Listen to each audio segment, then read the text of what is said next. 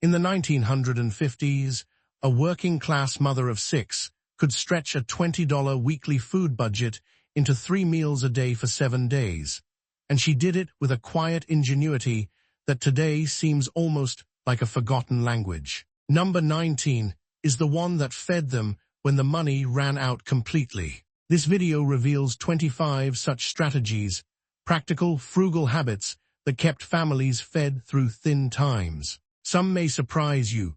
One in particular, number 19, is a stark testament to how little suffices when there is no alternative. Stay until the end to hear that story.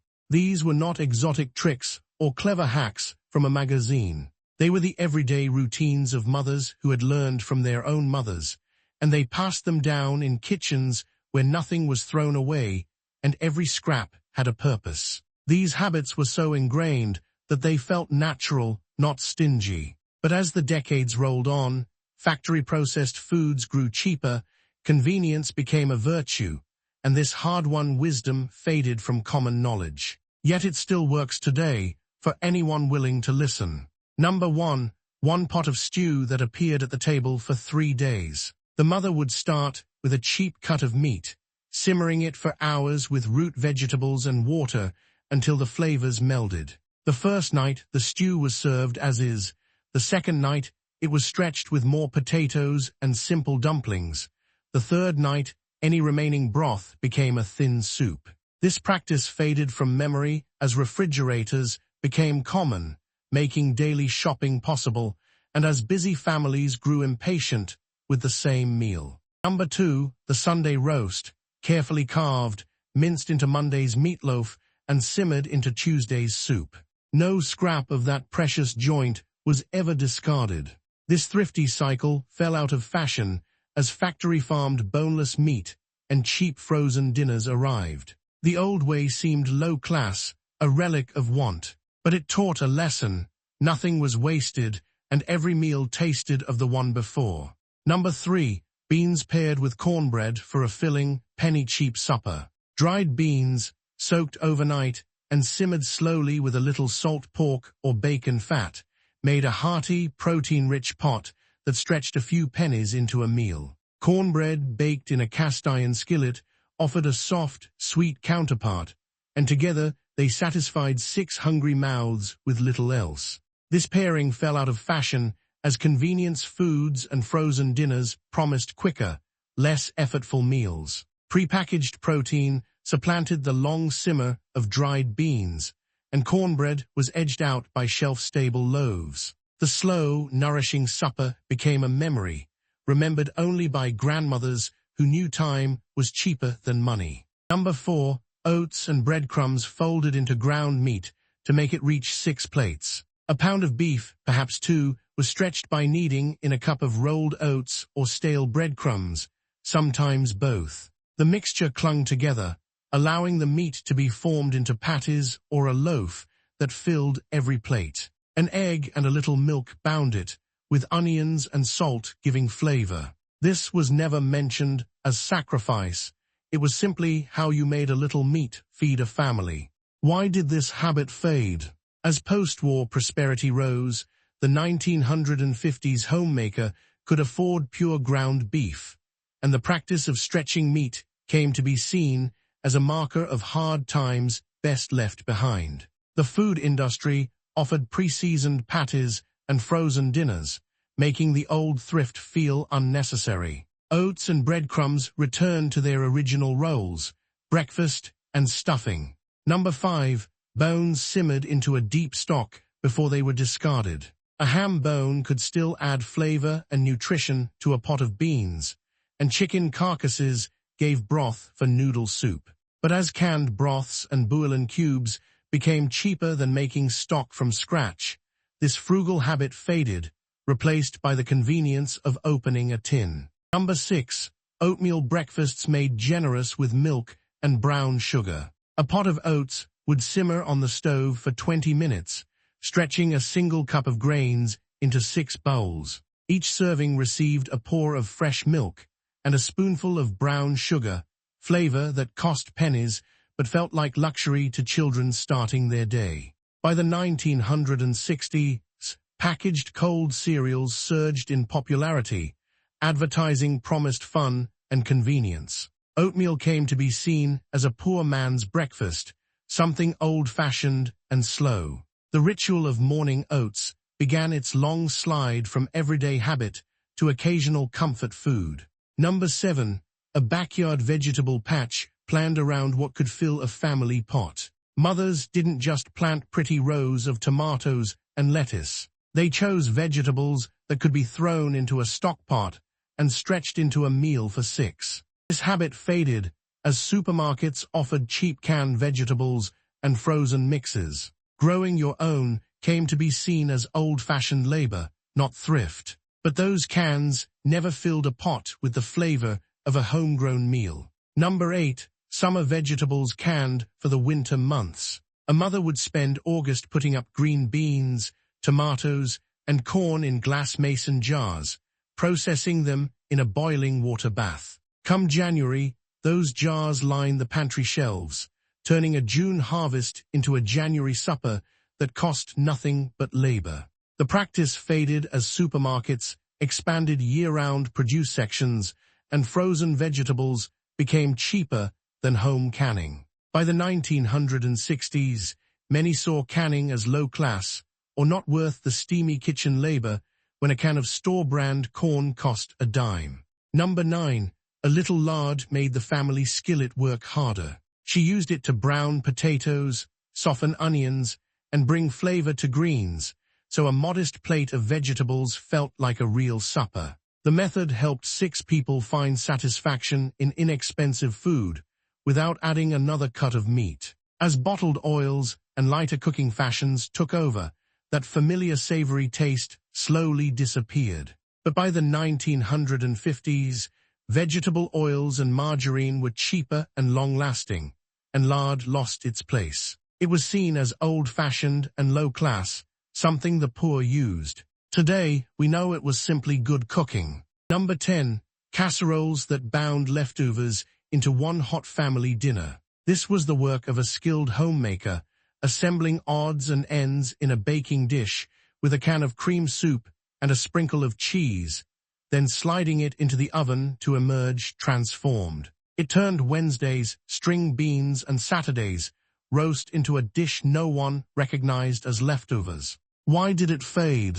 As the 1960s boomed, convenience foods became cheaper than the work of assembly. Frozen dinners and boil-in-bag meals offered a speed that scratching together a casserole could not match. By then, a casserole felt like a relic of leaner times, something your grandmother made because she had to. Number 11.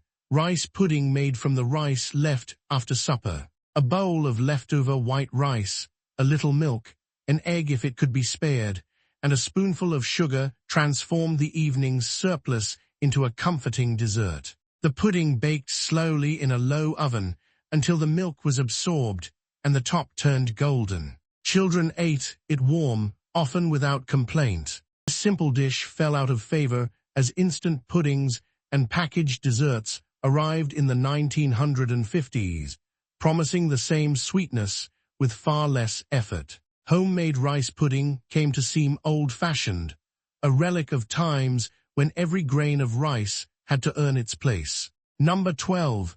Leftover potatoes turned into crisp cakes for the next meal. After a boiled potato supper, any remaining spuds were mashed with a bit of flour and egg, then fried in pork fat until golden and crunchy on both sides. These potato cakes faded because cheap, pre-made frozen hash browns appeared in supermarkets, offering convenience without the work. The old custom of saving every leftover lost ground to modern efficiency. Number 13.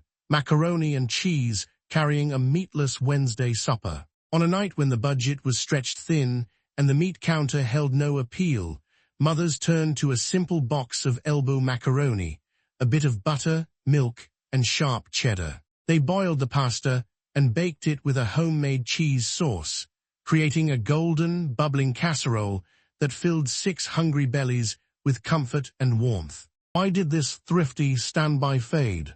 As post-war prosperity rose, meat became more affordable, and Wednesday no longer needed to be meatless. Convenience foods like frozen dinners and pre-shredded cheese edged out the homemade casserole. Macaroni and cheese from a box was quicker, but the old way, baked from scratch, felt like too much effort when money was no longer so tight. Number 14. Dumplings dropped into stew to turn broth into a full meal. A thin beef broth, perhaps with a few carrots and onions, became a hearty supper when the mother dropped spoonfuls of flour and suet dumpling batter directly into the pot. The dumplings absorbed the broth, swelling into soft, filling pillows that stretched the meal to feed six. Yet by the 1960s, this thrifty trick faded. Frozen vegetables and canned soup offered quicker ways to stretch a meal, without the extra effort of mixing dough. Dumplings came to be seen as a rustic relic of harder times, passed over for newer convenience foods that promised speed over substance. Number 15. Milk-based chowder built around potatoes and whatever vegetables remained. A thrifty mother would simmer diced potatoes in milk until tender, then stir in leftover carrots, onions, or celery. This creamy chowder stretched a small amount of fresh produce into a hearty supper. It faded as convenience foods offered quicker canned cream soups, and families grew to prefer the brighter flavors of fresh vegetables over the muted taste of milk-simmered leftovers. Yet this chowder was a quiet masterpiece, filling, nourishing, and reliant on nothing but a few pennies worth of milk and potatoes. It disappeared from tables when refrigeration improved, and families could keep fresh vegetables longer, meaning less need to cook everything into a soft, warm bowl. Number 16. Egg noodles stretched with gravy and a small amount of meat. A 1950s mother might simmer beef or pork bones with onions and carrots to produce a rich, savory broth, then thicken it with flour to create a generous gravy. She would add just a few ounces of leftover meat, shredded or diced, and pour the whole mixture over a large pot of boiled egg noodles. The ratio was deliberate: plenty of noodles, plenty of gravy, and just enough meat to satisfy without draining the budget. This method faded as post-war prosperity made meat more affordable. By the 1960s, families could buy pre-packaged frozen dinners and boxed pasta mixes. The old habit of stretching a small amount of meat with cheap noodles and gravy seemed like a relic from harder times, edged out by convenience and the new image of abundance. Number 17. Corn and tomatoes combined into a skillet supper when meat was scarce. A simple, honest meal, canned or fresh corn and tomatoes sizzled with a bit of fat, a pinch of salt, and sometimes a chopped onion. It was filling, colorful, and stretched a few pennies into a family meal. This thrifty skillet supper faded as frozen vegetables and canned stews became cheaper and faster. A generation that could buy a complete meal in a can saw no need to cook from scratch. The simple wisdom of combining two garden vegetables into a filling supper was edged out by convenience. Number 18. Apples baked into a simple family dessert instead of buying sweets. A housewife would core a few apples, sometimes barely ripe windfalls, pour a trickle of molasses or a spoonful of sugar into the hollow, and set them in a slow oven until they softened into a warm, fragrant pudding. The whole kitchen smelled of fruit and virtue. No costly chocolate or store-bought cookies were needed. But as the 1950s gave way to the 1960s, convenience foods flooded supermarket shelves. Packaged snack cakes and instant pudding mixes cost little and required no prep. The homely baked apple, which demanded patience and a waiting stove, came to seem old-fashioned, a reminder of leaner times that most families were happy to leave behind. Number 19. Pancakes for supper when the purse was completely empty. Just flour, water, salt, and hot lard in the skillet. A fast batter, no milk, no eggs. Those pancakes sizzled up crisp and golden, served with a smear of butter if there was any, or just a drizzle of molasses. They filled your belly for pennies. Pancakes for supper when the purse was completely empty. Flour, water, and a little grease made a hot stack that carried 6 people through the night. Number 20. Cooked vegetables folded into fritters so no serving was wasted. A mother would chop up any leftover green beans, carrots, or peas from supper, stir them into a simple batter of flour and egg, and fry them into crisp little pancakes. The children hardly noticed they were eating vegetables again. This trick faded as frozen vegetables arrived pre-cut and perfectly sized.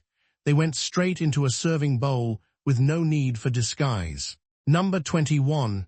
Creamed chipped beef on toast turned a 1/4 pound of dried beef into 6 servings. The cook made a white sauce, stirred in the shredded beef, and poured it over toast points. It was filling because the sauce and bread stretched the meat. But as supermarket deli counters appeared, housewives bought fresh sliced meats instead. Chipped beef came to seem like a relic of hard times and soon faded from the supper table. Yet a generation raised on these stretch suppers remembers them as practical. They knew that a little meat and a lot of bread could fill 6 stomachs without emptying the wallet. Number 22. Peanut butter and jelly sandwiches made into substantial school lunches. A mother would use homemade bread, spread with a generous layer of peanut butter, often from a bulk jar, and a thin ribbon of jelly. To make it stick, she might add a banana or a few raisins, wrapping the sandwich in wax paper. It was filling, cheap, and every child ate every bite.